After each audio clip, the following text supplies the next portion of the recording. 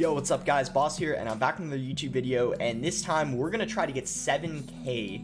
We're 17 trophies away from 7,000 right now, so more likely than not, that's one game away.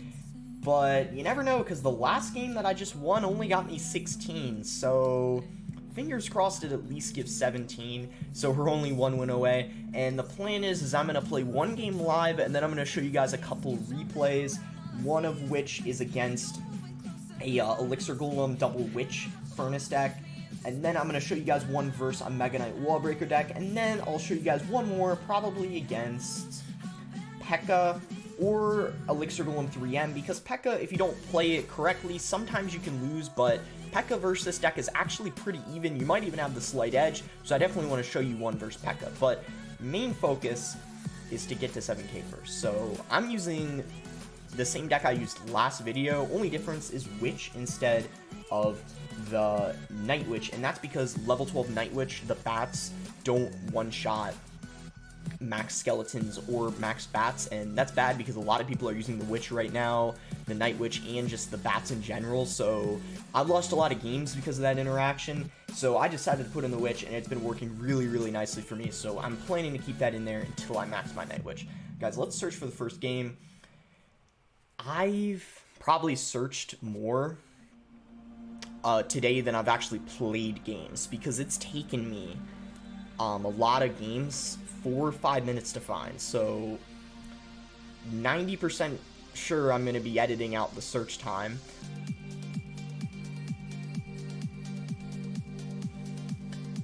Alright, so guys, we found a game, and we actually found it relatively quick, so it's against Ruben. I'm going to give him the good luck, and then mute and focus. So he's going in with a Furnace. I'm going to go ahead and Sparky. Guys, I apologize in advance if I'm not talking much during the games. It's because I really want to focus. And he's got the Witch. So we're going to get a really nice poison here, hitting the Witch and the Furnace.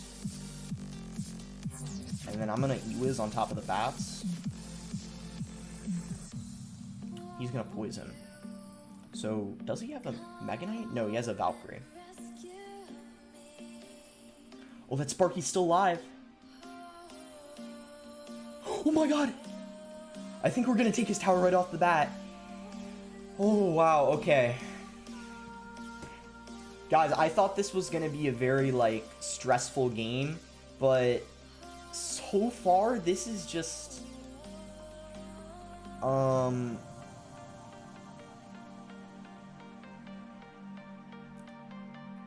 right as I say that, we take a ton of damage, so, alright, we need to relax. We don't want to throw the game, obviously. I'm going to Fisherman to pull the, Valkyrie away. And yeah, we need to calm down, because we almost completely lost our lead. No, I wouldn't say we completely lost it. Look at the, blobs on the King Tower. That's really good for us. I'm actually going to go ahead and ignore that miner. I just want to relax, not going to over-defend. Just take it easy, go for the 3 crown. And if he chooses to play a Witch behind his King, I'm going to poison it.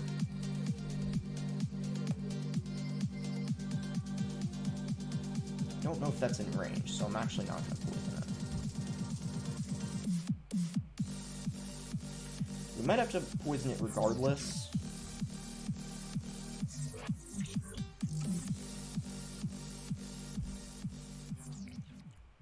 Alright, I'm going to go in with a Fisherman, and then now I'm going to go in with a poison on top of that Witch.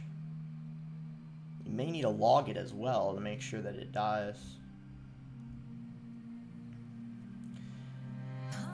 The blobs are on his King. He's at 709 right now.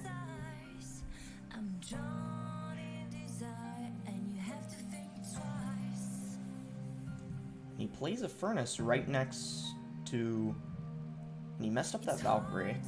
So gave us good poison value, and at this point, I think all we need to do is log and poison, and we finish off this game and get 7K. There's the poison. That's going to be game. I was worried we were going to throw it. I got a little excited, but guys, we did it. Let's go. I've, of course, gotten 7K plenty of times, but this is the first time I've done it relatively early in the season. There's a lot of the season left. That's going to give us 21. More than enough. 7,004 trophies. And we are 7th. Okay. So we didn't actually move up much. I think I moved up from 8th to 7th. But you know what? I'm still very happy with that. I mean, we're the 7th person to reach 7K trophies. Just gonna take a couple screenshots real quick. And wow, yeah, let's go over a couple replays. Now, I bet you my clan's going crazy.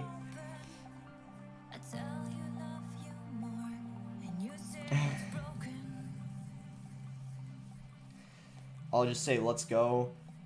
And yeah, so, wow, alright, now I feel so relieved after that. I'm gonna go ahead and, guys, it's already really stressful to play top ladder, and then when you're recording at the same time, it's even more stressful. So, yeah. We got, alright, let's go over, a couple replays I want to share. This guy I absolutely destroyed, and I want to go over this one because, I mean, it really shows you how you should play against, like, other Elixir Golem decks, and this matchup isn't like, bad for us at all, because our Sparky just gets tremendous value. So, I don't know if I should put these at 2x speed or not. I don't think I'm going to. Except at the beginning, because we both aren't going to do anything for a while. Now we went in with a Furnace, so I'll put it at 1x. I think majority of games, me or the opponent didn't go in for something for like 20 seconds, so I'll speed up the very beginning of it. But most of these games are really quick. Like, I 3-crowned this guy, so... this was kind of a key point here. Look at when he goes in with his Witch right next to the Furnace. That gave me really, really good poison value, and I think that might have been one of his biggest mistakes there. Because now, I mean, we just got a free poison on that Witch, Furnace, getting tower damage, and then I think it's at this point I play a Sparky in the back. Yeah, so once you identify what the other person's running, you should Sparky in the back. You don't do it first play, obviously, but when I saw the Furnace and the Witch, I mean, I had a good idea of what he was playing. I mean, he was either playing the clone deck, the Giant Skeleton clone deck, or the Elixir Golem deck, which has been going around. A lot of people are using this deck.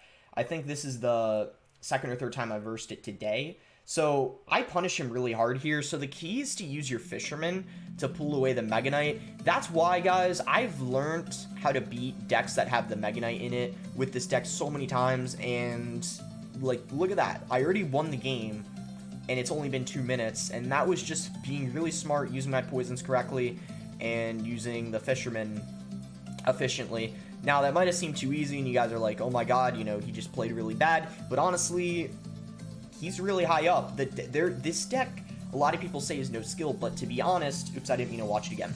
There's a lot of things you need to keep in mind when you're learning this deck, because you might be able to max this deck out, but it does take skill to use in the top ladder. Winning a 12-win GC, you know, crushing people at 6,000 trophies with it, that's easy and all, but getting high up with it, that does require a lot of patience and time learning the deck.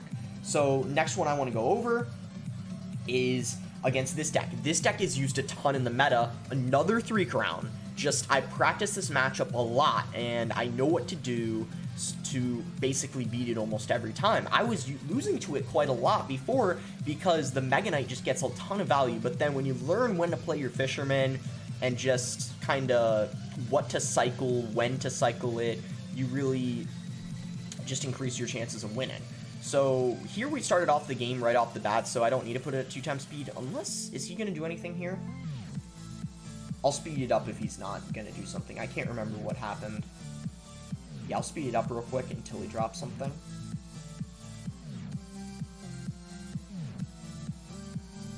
think this one we might have waited until double. Alright, yeah, I Fisherman.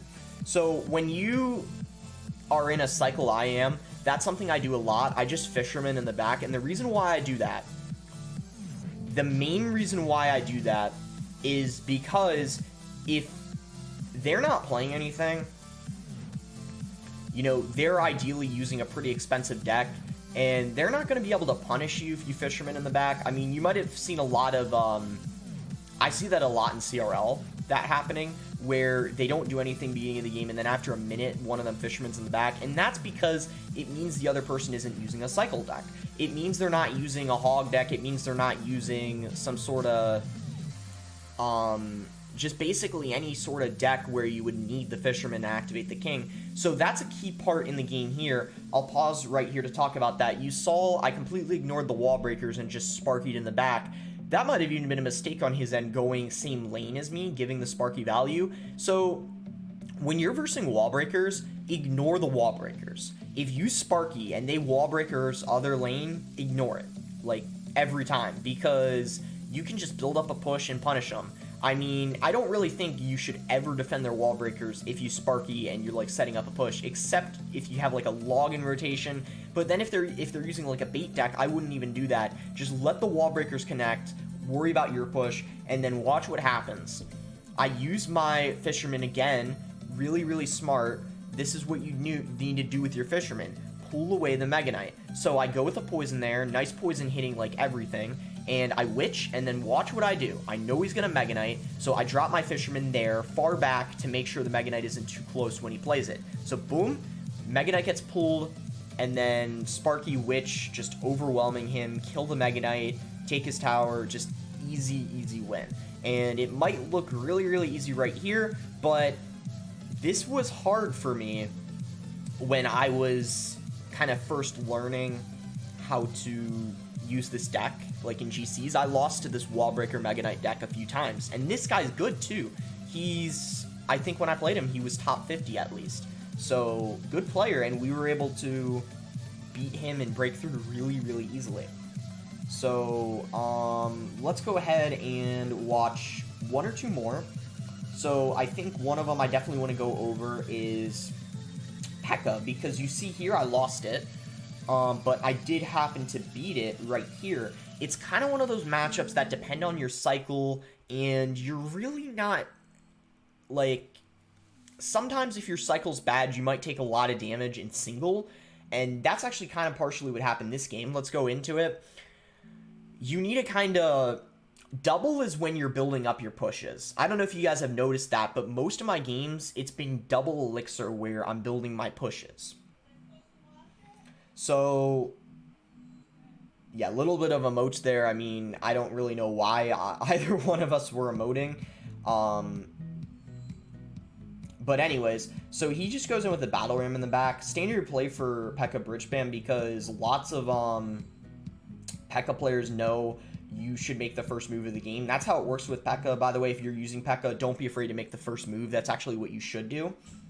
So I have Fisherman here. That Fisherman I was a little questionable about because I didn't really know what he was running yet, but I managed to be fine here. But you'll see, I'm going to end up taking a lot of damage, and I poison this here. Bandit still gets a charge, but notice I'm not going to overcommit on the log. Like, I don't log the Bandit, and the reason why is because look at that. He's 2 elixir above me, and I really have to make sure I'm kind of like preserving my elixir. I even like Angry Face here because, I mean, look at that Ghost. It's going to connect on the tower.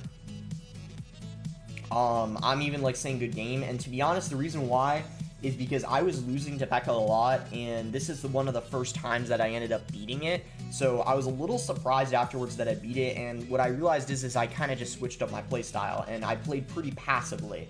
Like, you're gonna see, I haven't set up a Sparky yet. I'm just cycling my cards in the back, Fisherman here so the Bandit doesn't dash, just being very passive, so then that way he doesn't end up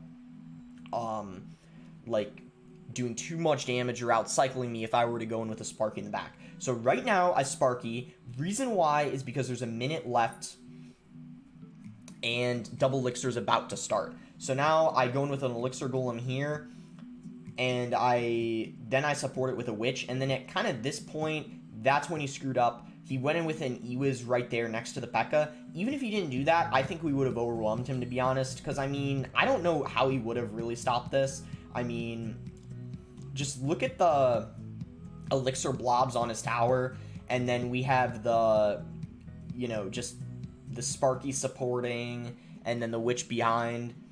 So yeah, this game just kind of worked out like pretty perfectly for us. I called a good game because all we need to do is defend basically for 25 more seconds. He tries to make a last second push in the other lane, but we're going to be able to stop it, and that's going to be it. So I suppose I'm going to actually show you guys one more game, and I think what I'm going to show you is a one against the #1 player in the world right now. I think that would be a good one to show you guys. This one's pretty much wrapped up. So, yeah, this one I think is the best one to show you guys because it was so close. And I'll show you guys, he's #1 in the world right now, this guy. I have a replay against him. It should be in here. Hopefully it's still available. Yes, it still is. Barely. It was almost not available. So let's go ahead and watch it. It was really close, and I think this would just be a good one for you guys to see as well.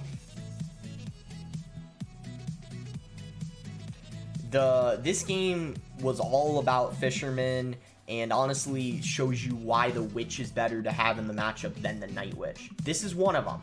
Witch is a lot better to have when you're versing air decks. So if you're versing any kind of Lava Hound deck, any kind of balloon deck, Witch is going to be better because Night Witch doesn't do the best against it. So I go in with an Ewiz here on the balloon because I didn't know if he had a fireball or something like that, so I wanted to play it away from the tower. And balloon doesn't get a hit. And I forget what he does here. Yeah, look at that. He activates King. He pulls the Ewiz to activate King. So already, I mean, not a fantastic start for us. I mean, he has his King Tower activated. We do have a lot of damage on his tower. So the reason why I go in with a Sparky in the back is because I know he isn't cycled to a balloon. And I didn't really exactly know what his whole deck was. But, I mean, he didn't have his balloon in rotation. And I assumed that was like his win condition so he couldn't punish us. And right here, I think I go in with a baby dragon, and then he goes in with a nice freeze here, and then I think I fisherman. No, I actually go in with a witch to try to kill the Mega Minion, and this was a pretty clean defense on his part. Now, look at this. Look at this. This was key right here. This was key. I'll actually pause it for a second. So, he's about to go in for a Mega Minion balloon. I knew he was back to a freeze, so I played a high Ewiz, and then I poisoned. This was a really good defensive sequence here, because I knew if I played the Ewiz too low, he would have froze it in the tower, and I play an Ewiz poisoning first, and that balloon barely doesn't connect to the tower.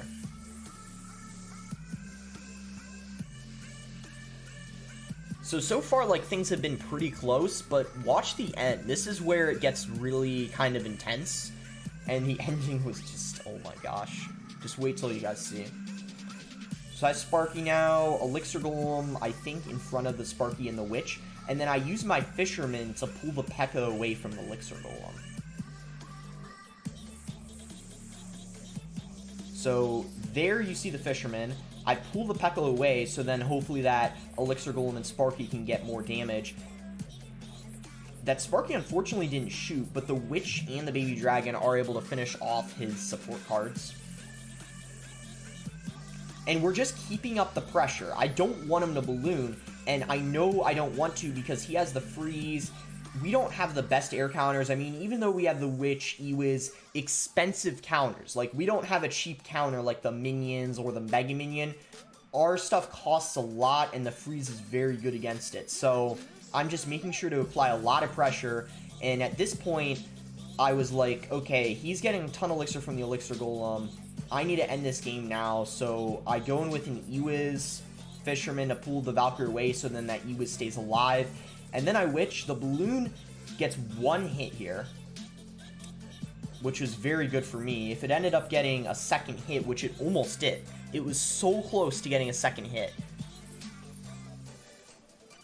So I right now know I need to just log in poison, because he's just going to get another balloon, and he would for sure get a hit with the help of the freeze. So I'm just going really aggressive here. Baby Dragon, and then I Ewiz 2, spacing it out away from the tower, but nice freeze hitting both of them. That's going to allow the balloon to get another hit, and then watch this. Just watch how close this was.